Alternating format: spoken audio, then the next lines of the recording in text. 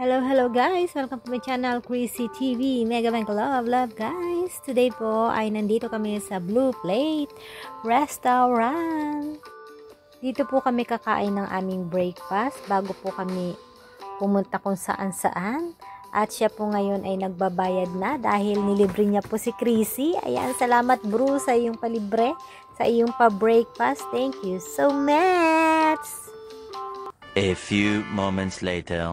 Habang hinihintay po namin ang aming order ni Bro Risa, dumating po ang aming friendship na si Xie. At ngayon po ay namimili naman siya kung ano ang kanyang kakainin. Siyempre, gumamit po kami ng translator. Dahil Chinese character po yan guys. Yung mga nakasulat dyan, wala pong English. So, ayan. Nalilito na kami kung ano ba yung orderin niya.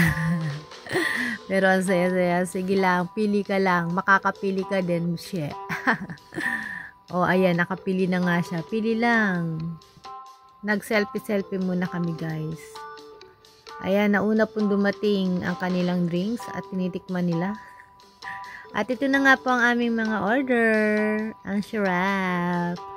Siyempre, ang sa akin po ay noodles. Ayan, hinalo-halo ko na. Minekos-mekos ko na. At mamaya ito tornado ko na. O, diba guys, kain po tayo. Kain tayo. Ang sarap niyan, guys, in fairness. Ang sarap ng kanilang noodles. At kay Bro Risa naman ay burger. Siyempre, burger din kay Xie. O, diba? Ang sarap ng kain namin dyan. At siyempre, guys, hindi mawawala ang aurahan. Ayan, umaura muna kami saglit.